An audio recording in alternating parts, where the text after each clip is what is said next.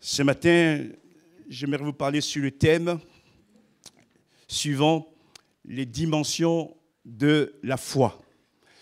C'est très important qu'à ce niveau aussi, nous ayons une bonne connaissance pour pouvoir prendre les bonnes décisions et aussi marcher selon la parole de Dieu en tant que fils et fille de Dieu, mais surtout aussi en tant que vainqueur dans le nom de Jésus.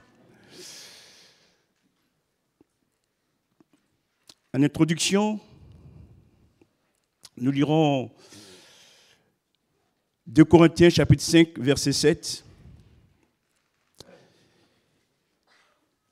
qui dit ceci, « Car nous marchons par la foi et non par la vue. » Le décor est ainsi planté. L'enfant de Dieu ne marche pas par la vue. Il marche par la foi. Ça ne veut pas dire qu'on n'a pas des yeux. Si, on a des yeux. On a des yeux physiques, on a des yeux spirituels aussi. Mais si nous voulons avancer dans cette vie, nous devons apprendre à ne pas regarder les choses de la vie avec nos yeux humains. Si vous entendez toutes ces nouvelles aujourd'hui, vous regardez la télévision, vous laissez ces choses vous imprégner, vous n'irez pas loin, frères et sœurs. Vous serez troublés. Et au-delà de ce que nous entendons, au-delà de ce que nous vivons, nos yeux sont ouverts sur Dieu. Et c'est ce qu'on appelle les yeux de la foi. Ce n'est pas la foi que nous marchons. C'est la foi qui nous permet d'avancer chaque jour, malgré les combats, les luttes. Nous savons que celui en qui on a mis notre confiance est fidèle pour nous garder. Je répète, nous ne marchons pas par la vue, mais nous marchons par la foi. Au commencement de la vie chrétienne, il y a la foi. Au milieu de la vie chrétienne, il y a la foi. Et à la fin de la vie chrétienne, il y aura encore la foi. Et cette foi qui nous permet d'avancer. On fait une deuxième lecture dans Colossiens chapitre 2, verset 7. L'apôtre Paul dit ceci, étant donc enraciné et fondé en lui et affermi par la foi. La foi nous enracine en Dieu, nous enracine en Jésus. La foi nous donne de tenir ferme et également aussi d'être fondé en lui. Parce que si on n'est pas fondé en lui et que la tempête souffle, on risque d'être emporté. Notre foi est fondée en Jésus et nous sommes aussi enracinés en lui. Nos racines, ce ne sont pas les informations qu'on entend à la télévision ou à la radio. Nos racines, c'est Jésus. Et aussi, cette foi nous permet d'être affermis. Des fois, les gens disent, mais pasteur, je vais être fort, je vais être forte. Mais c'est la foi qui peut t'affermir. Plus tu crois en Dieu, plus tu crois en la parole de Dieu, plus tu seras affermi. Parce que c'est la parole de Dieu qui va nourrir ta foi et qui va t'aider alors à saisir les promesses de Dieu et à avancer dans cette vie. Mon frère, ma soeur, ma prière pour toi ce matin, c'est que tu sois enraciné en Jésus. C'est que ta vie chrétienne soit fondée sur Jésus. Et que par la foi, tu sois affermi. Et que tu sois un vainqueur dans le nom de Jésus. Nous passons au premier point de ce message. La foi a un aspect subjectif. Dans Éphésiens chapitre 3, verset 17, on va le lire. Éphésiens 3, chapitre 17. En sorte que Christ habite dans vos cœurs par la foi. Comment Christ habite en nous? Par la foi.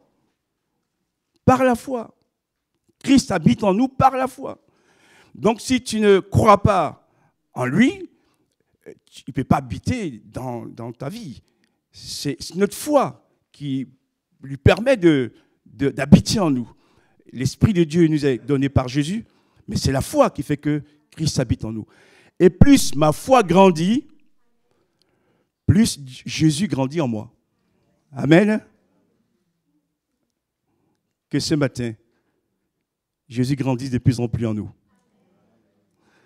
Et quand Jésus grandit en nous et que nous prions, nous intercédons, frères et sœurs, nous sommes conduits par l'Esprit et nos prières sont exaucées. Gloire à Dieu. Cette foi que la parole de Dieu communique. Enraciné, je reviens, en sorte que Christ habite dans vos cœurs par la foi, étant enraciné et fondé dans l'amour. La foi qui va aussi avec l'amour. Donc la foi est une croyance. C'est une croyance. On croit. On croit en Dieu, on croit en Jésus, on croit en sa parole. Et à ne pas confondre avec la croyance du monde qui peut croire tout, mais qui ne donne pas la vie. Notre foi, cette croyance est placée en une personne, son nom, c'est Jésus. Deuxièmement, la foi est aussi une conviction. On va lire dans Hébreux chapitre 11, verset 1. Hébreux chapitre 11, verset 1. Or, la foi est une ferme assurance des choses qu'on espère, une démonstration de celles qu'on ne voit pas. La foi, donc, deuxièmement, est une conviction. On est convaincu que Dieu existe. On est convaincu que Jésus est avec nous.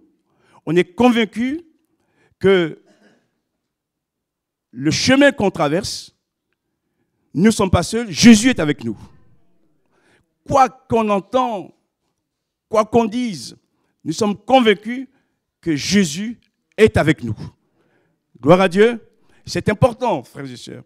Donc, quand on a cette conviction, on n'est plus sous l'influence des paroles des autres.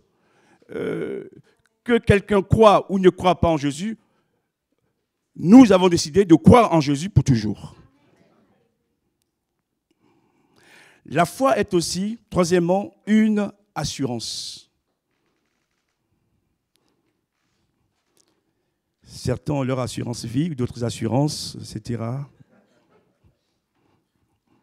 Mais ici, c'est la meilleure des assurances. Vous savez, nous sommes des humains, donc on a des sentiments, on est émotif, on peut être influençable aussi. Mais quand on a la foi dont je parle, en Jésus, Dieu crée en nous cette assurance intérieure.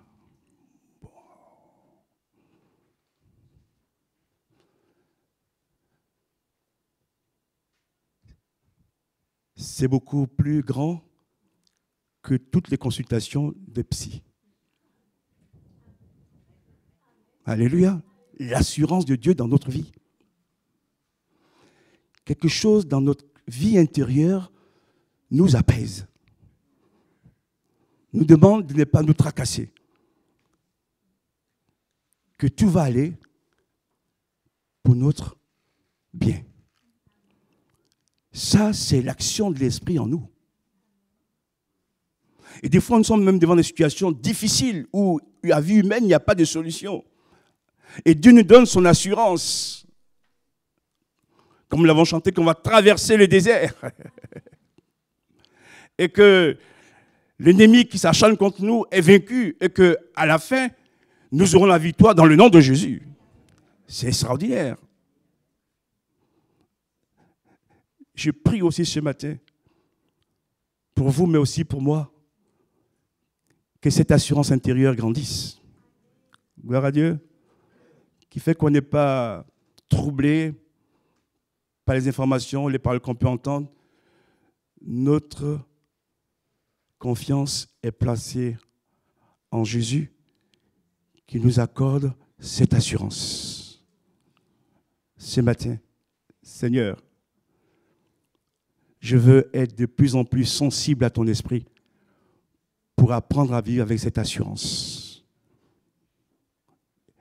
et qui me permet de grandir devant toi. Gloire à Dieu. L'assurance, c'est un état. C'est un état. C'est l'être qui se positionne Et je voudrais dire à quelques-uns aussi ce matin, de la part du Seigneur. Trop d'instabilité dans ta vie n'est pas bonne. Un jour tu crois, demain tu ne crois plus. On avait entendu un don aussi.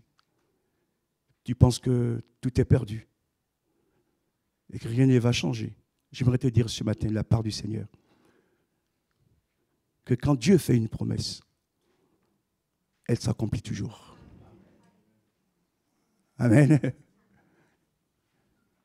Croire Dieu, croire la promesse de Dieu, qu'il est avec toi et qu'il va agir pour t'aider.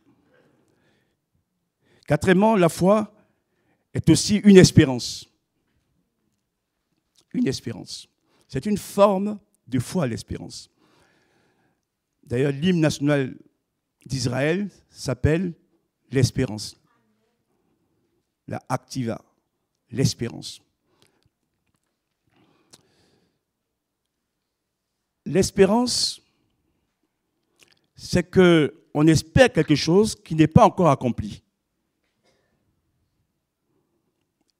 Le verset 1 de Hébreux, chapitre 11, d'ailleurs, le définit.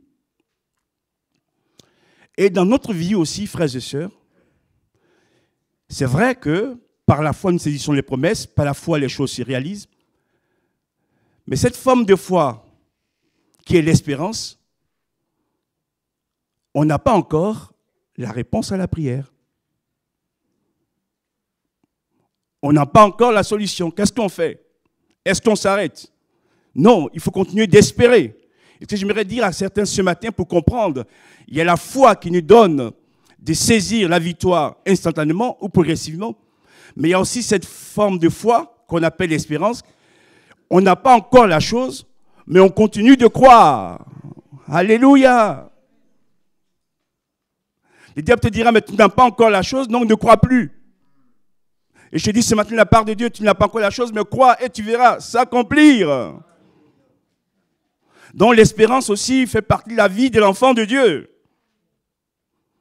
C'est une autre forme de foi qui te permet d'avancer progressivement vers la victoire. La foi, c'est aussi une confiance. J'aurais pu prendre plusieurs textes dans la parole de Dieu, mais j'aimerais lire avec vous dans Daniel chapitre 6, le verset 13. J'ai pris l'exemple de Daniel, chapitre 6, verset 13.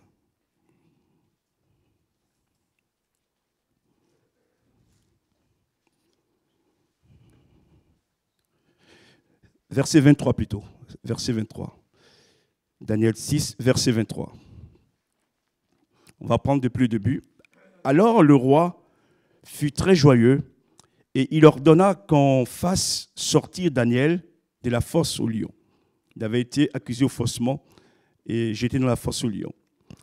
Daniel fut retiré de la fosse et on ne trouva sur lui aucune blessure parce qu'il avait eu confiance en son Dieu. Amen. Jeté dans la fosse au lion. Dieu a fermé les gueules des lions. Daniel n'a subi aucune violence, aucune blessure. Mais la Bible insiste pour nous faire comprendre aussi d'où vient cette victoire. On ne trouva sur lui aucune blessure parce qu'il avait eu confiance en son Dieu. Le texte est même très précis. Il ne dit pas qu'il a eu confiance en Dieu, mais il a eu confiance en son Dieu. Gloire à Dieu. Continuons de faire confiance au Seigneur pour recevoir de sa part aussi les bénédictions. Comme ici Daniel, j'étais dans la fosse au lion, mais il avait confiance en Dieu que personne ne pourrait détruire sa vie. Et que, attaqué injustement, j'étais dans la fosse au lion par les hommes, Dieu veille sur lui pour le défendre. Et jusqu'au bout, il est resté confiant. Nous aussi, restons confiants jusqu'au bout pour voir la gloire de Dieu. Deuxième point de ce message, la foi a aussi un aspect objectif. Premièrement, la foi est une connaissance. Romains chapitre 10, verset 17. Or, la foi vient de ce que l'on entend.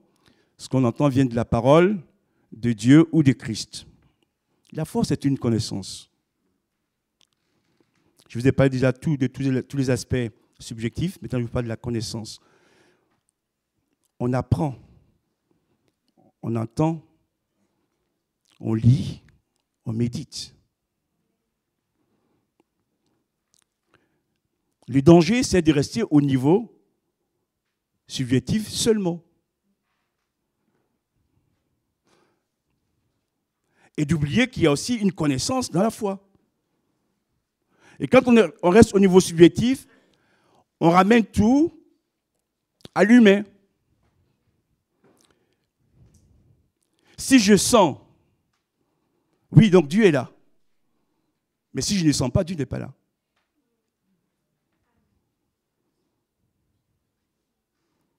Si je suis content, donc la réunion est bonne. Si je ne suis pas content, la réunion n'est pas bonne. Mais ce n'est pas ça. Que dit le Seigneur? Que là où 2 ou 3 sont rassemblés en son nom, il est au milieu. Ça, c'est la Bible qui dit ça. Donc c'est ça qu'il faut croire. Ce n'est pas tes sentiments. Ce que dit la Bible. Jésus dira aussi, je suis avec vous tous les jours jusqu'à la fin du monde. Donc qu'on le sente ou qu'on ne le sente pas, il est là. Et des fois, l'ennemi nous envoie vers le subjectif seulement. Et on devient des enfants, des fanatiques. Là où il faut demeurer des hommes et des femmes équilibrés et spirituels.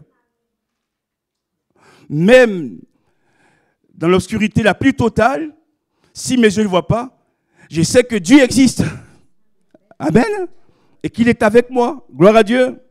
Donc il faut trouver l'équilibre, frères et sœurs. L'aspect subjectif est important, mais il faut aussi un aspect aussi objectif. Et cet aspect objectif va nous permettre d'être équilibrés. C'est ce que dit la Bible qui est le plus important. Et comme je le dis souvent, les critères de la vérité, ce n'est pas nos expériences. Les critères de la vérité, c'est la parole de Dieu. Je prends un exemple. Moi, j'ai été baptisé du Saint-Esprit un lundi de Pentecôte. Waouh! Il y en a dans leur cuisine ou dans leur voiture. Mais on ne peut pas en faire une règle doctrinale. Tu ne veux pas dire que tout le monde doit être baptisé lundi de Pentecôte ou dans la cuisine.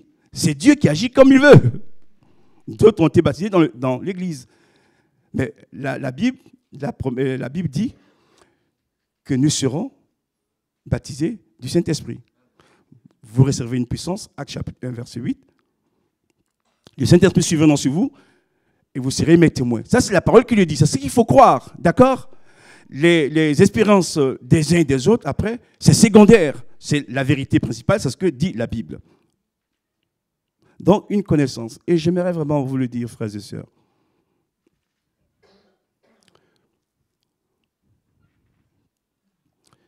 Ces dernières années, on voit de plus en plus de choses. Et on se demande parfois, est-ce que l'Église est enseignée? Vous me comprenez? Il y en a qui avalent toutes sortes de choses, qui croient n'importe quoi. Et qui croient être dans la vérité en plus, c'est ça qui est grave. Regardez un peu sur Internet, etc., les réseaux. Il y a tellement de choses. Frères et sœurs, je vous le dis de la part du Seigneur ce matin.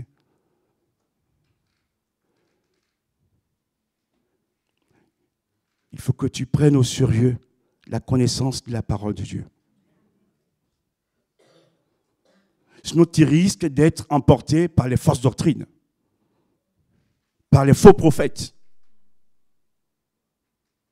On a besoin de la connaissance. Je ne parle pas de l'intellectualisme. Je parle de la connaissance de la parole de Dieu. Même les chrétiens de Béret examinaient la parole. On doit examiner. Et examiner, ce n'est pas dire qu'on condamne absolument, c'est pour savoir ce qu'il dit est vrai ou pas. Je prie, en tant que serviteur de Dieu, homme de Dieu, que le peuple de Dieu grandisse de plus en plus dans une saine connaissance. Gloire à Dieu. Lisons la Bible, étudions la Bible.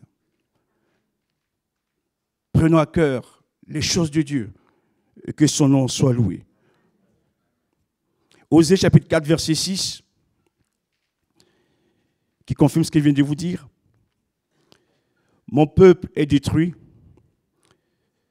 parce qu'il lui manque la connaissance. Mon peuple est détruit ou périt parce qu'il lui manque la connaissance. Quand la connaissance manque, on est en danger. Et les textes ici parlent de mort, de destruction, de perdition. Il faut une certaine connaissance. C'est important, frères et sœurs, que Dieu nous aide à avoir la connaissance de Jésus, la connaissance du Saint-Esprit, la connaissance de la parole de Dieu, pour que nous avancions sur cette terre à la gloire de Jésus. Deuxièmement, dans l'aspect objectif, la foi est un mystère. 1 Timothée chapitre 3, verset 9.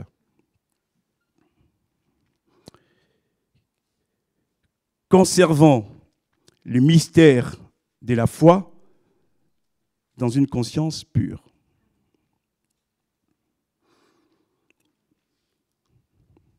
Pourquoi il dit que la foi est un mystère? Parce qu'on ne peut pas cerner la foi avec notre intelligence.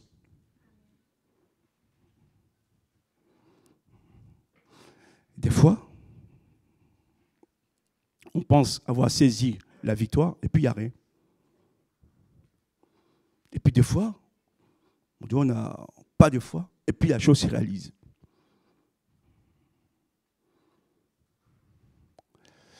C'est pour montrer qu'à ces niveaux, le seul maître, c'est Dieu. C'est pourquoi je vous en supplie, frères et sœurs, ne jugez jamais la foi des autres. Parce qu'il y a un mystère derrière. Il y en a, à la première prière, ils sont guéris. Puis il y en a, des années, ils sont encore malades. Qui es-tu pour juger? Non. Sauf si Dieu te donne une parole de connaissance. Ok, on n'a pas à juger la foi des gens. Surtout quand ils sont dans la douleur et la maladie. D'accord? Il n'y a que Dieu seul. Parce que Daniel, dont je vous ai parlé, Daniel a été prisonnier, emporté dans un pays étranger, comme esclave. Vous avez vu ce que Dieu a fait avec sa vie? Joseph, etc. Donc, Dieu est le seul qui connaît notre destinée. Gloire à Dieu. Il y a 2 semaines, je faisais une visite à un couple de l'église par rapport au ministère. Et des fois, il se posait des questions, etc. Sa femme me disait des choses douloureuses par rapport à leur parcours. Et je leur ai dit ceci. Le prophète âgé. Lisez le prophète âgé chez vous. Combien d'années ou de mois a-t-il servi le Seigneur? Je vous l'ai dit. Il a servi Dieu que pendant 4 mois.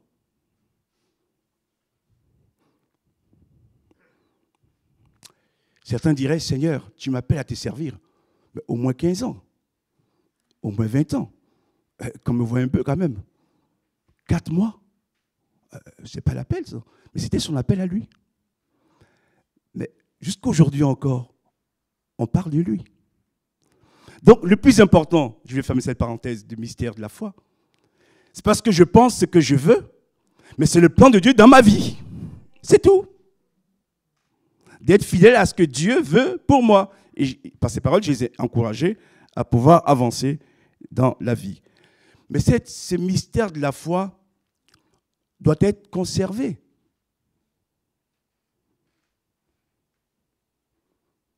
C'est parce que je ne comprends pas tout que je dois laisser faire ou me laisser aller. Je dois quand même le conserver, ces mystères de la foi, cette foi.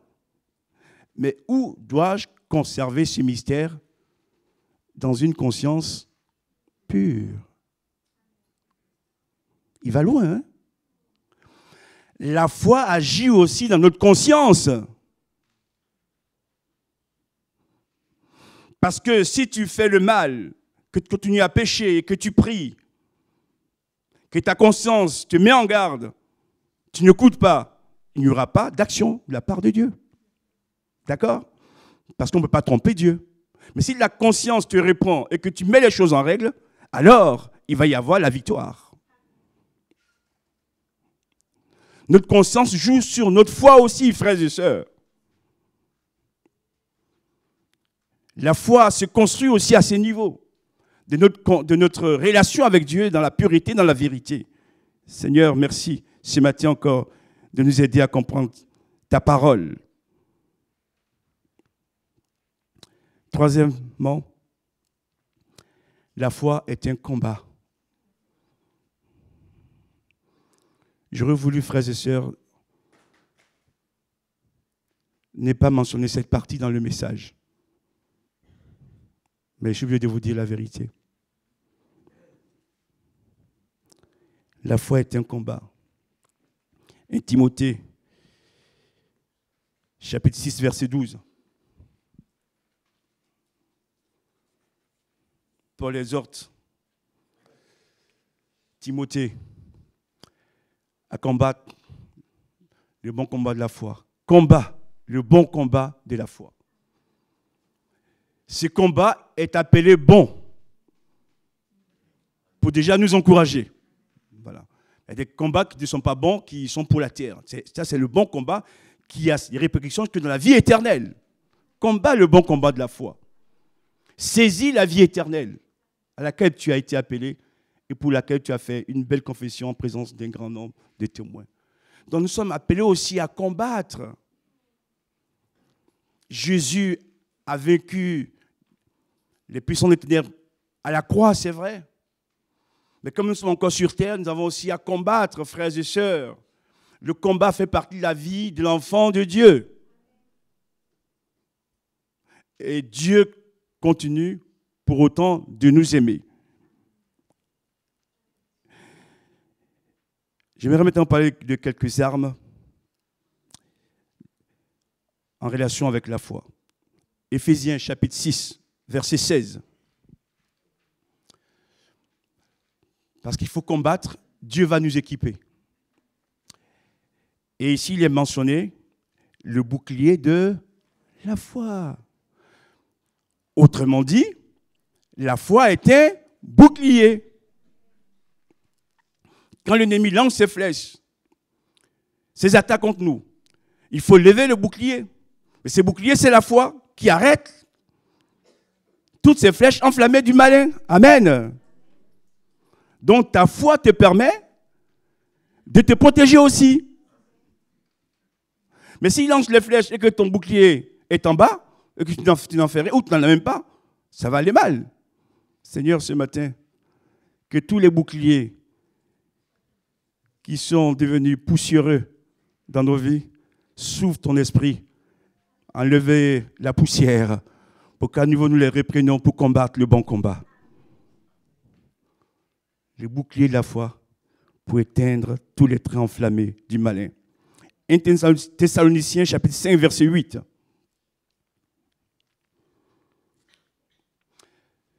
Mais nous qui sommes du jour, soyons sobres, ayant revêtu la cuirasse de la foi et de la charité. Ici, il parle de la cuirasse de la foi. l'armure de la foi que le soldat romain portait pour aussi se protéger. Il faut connaître cette armure, cette cuirasse dont il faut t'équiper dans le combat. Il y en a qui vont combattre l'ennemi sans armure et ni bouclier. Mon frère, ma soeur, tu seras en danger. Il faut que tu sois armé pour combattre l'ennemi en face de toi. Et toutes ces armes dont je viens de mentionner sont pour tous les croyants. Ce n'est pas pour une élite. Hein. C'est l'armée de l'Éternel. Donc, vous en faites partie. Troisième pensée, 1 Corinthiens chapitre 12, verset 9. Ici, il est question du don de la foi. Je vais vous expliquer. Il y a la foi qui sauve. Elle est différente de cette foi dont je parle maintenant. Le don de la foi qui est mentionné dans 1 Corinthiens chapitre 12, verset 9, c'est un don particulier de foi extraordinaire que Dieu donne à un membre de son peuple pour saisir une victoire importante dans sa vie ou autour de lui.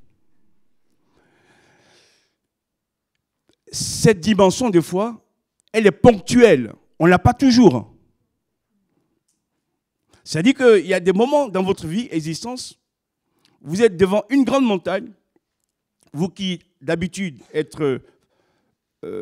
fragile ou craintif, une foi immense vous habite. Et vous dites, malgré tout, je vais traverser cette montagne. Parce que Dieu est avec vous, Dieu vous donne sa force. Et je prie également que, frères et sœurs, ces dons spirituels soient aussi au milieu de nous.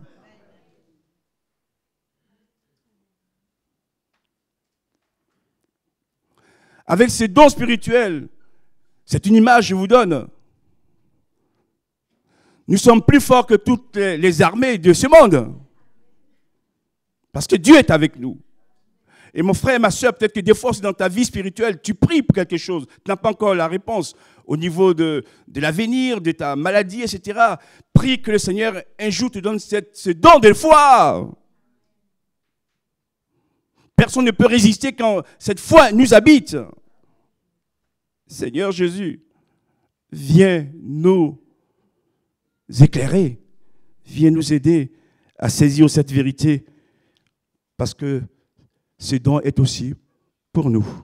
Amen. Nous arrivons au troisième point de cette étude biblique ou ces messages. La foi, c'est aussi une puissance. La puissance de la foi. La foi, c'est une puissance. J'aimerais attendre à dire un peu Amen quand même. La foi, c'est une puissance.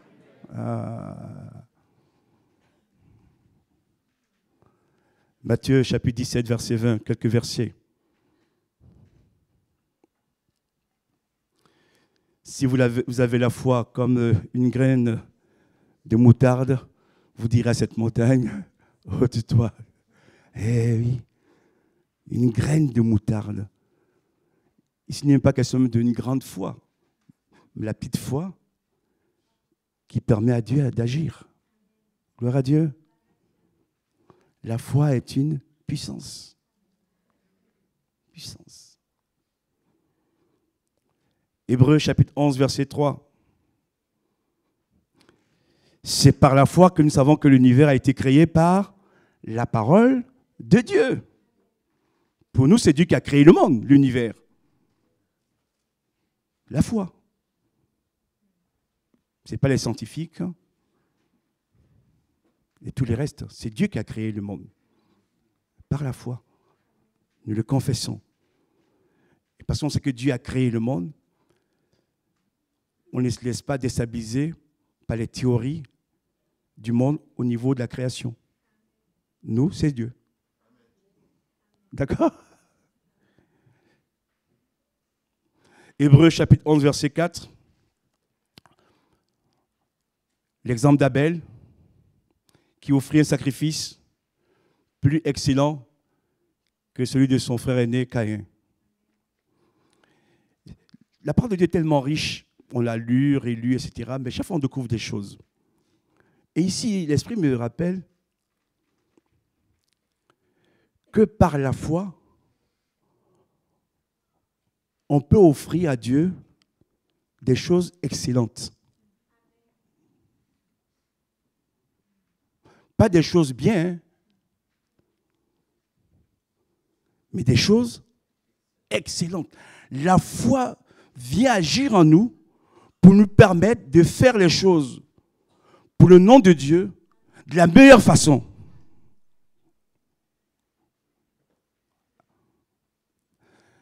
Quelque part, je prédis ceci. La foi nous rend excellents. Et là, à ce niveau, il n'est pas question d'argent, il est question de foi. Donc, Dieu nous met tous au même niveau. Abel a offert un sacrifice plus excellent. La foi aussi nous donne, deuxièmement, dans ces textes aussi, d'offrir des sacrifices. Parce que certains, ils ont une manière de comprendre la foi. Seigneur, amen, amen, amen, amen, amen. Mais la foi aussi dit aussi, donne un peu. D'accord. Et même ce qu'on donne, c'est un sacrifice. Hein. C'est-à-dire que ce n'est pas toujours facile. Mais il faut le faire. Gloire à Dieu. Mais à la fin, il y a une bénédiction. Hébreux chapitre 11, verset 7. L'exemple de Noé. Noé, divinement averti, construisit une arche pour sauver sa famille. Par la foi, construisit une arche pour sauver sa famille. Frères et sœurs, merci au Seigneur de nous avoir sauvés.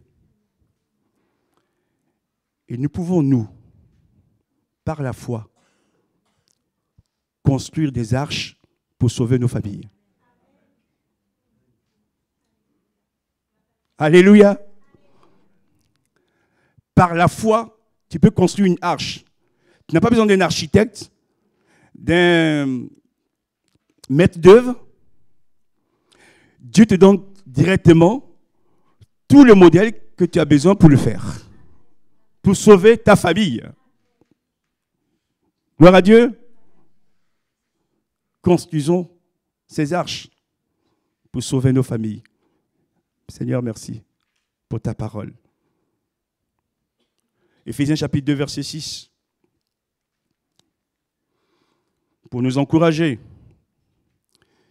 Nous sommes assis ensemble dans les lieux célestes en Jésus-Christ par la foi.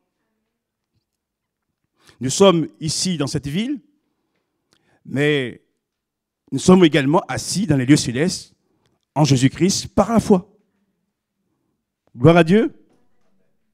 Et donc la foi nous fait saisir, ici je commente, les choses d'en haut. Amen. La foi nous élève.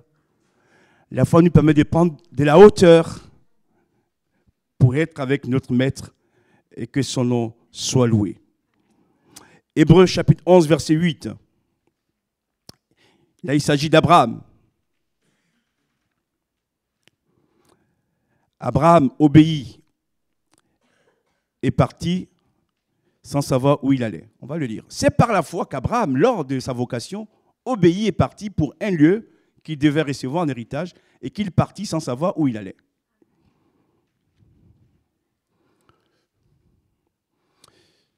J'aimerais dire ceci, quoiqu'il ne faut pas le généraliser.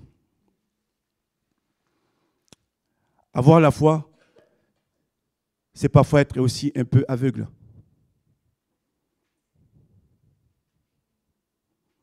J'ai commencé à dire que nous ne marchons pas par la vue, nous marchons par la foi. Et des fois, on veut tout comprendre avant d'y aller ou de faire.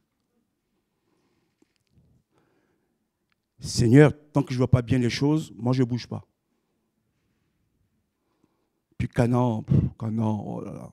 Les habitants de Canaan, oh là là là. C'est un peu comme les migrants aujourd'hui, quoi. Voilà, non, je suis tellement bien en Mésopotamie, mais il est parti sans savoir où il allait. Donc, il donne sa confiance totalement à Dieu.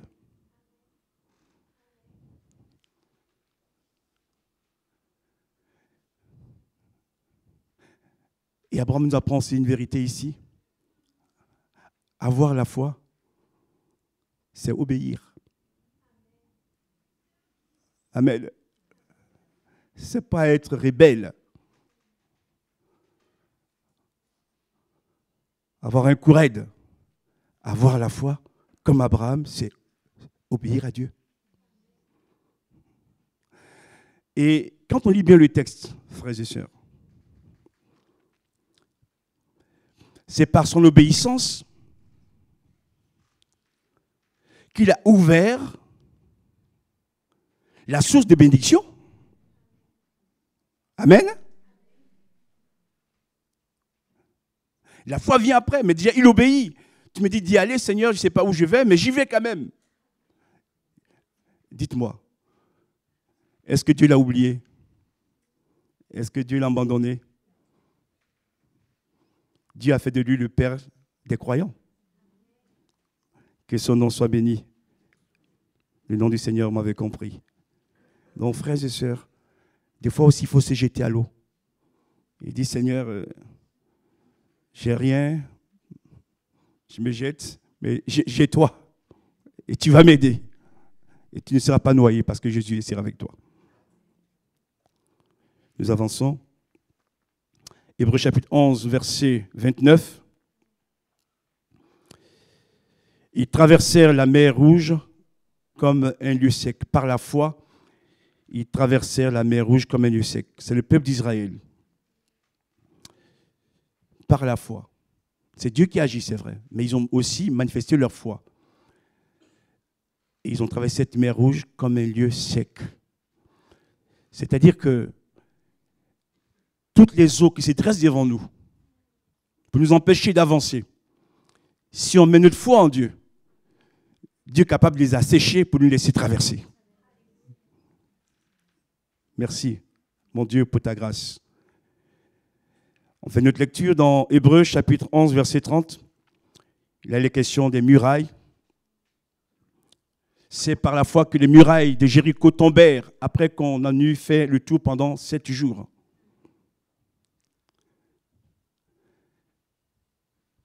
La foi fait tomber les murailles. La foi fait tomber les murs qui sont dressés contre nous. Alléluia. Seigneur, je te prie ce matin que tous ces murs dressés contre nous, nous voulons manifester notre foi en toi et que par ta grâce, tous ces murs tombent. Quel que soit leur domaine, leur niveau, que ces murs tombent dans le nom de Jésus pour qu'on puisse entrer et avancer. La foi fait tomber les murs. Comme diraient les jeunes, la foi casse les murs. Et on passe. Romains chapitre 5, verset 1.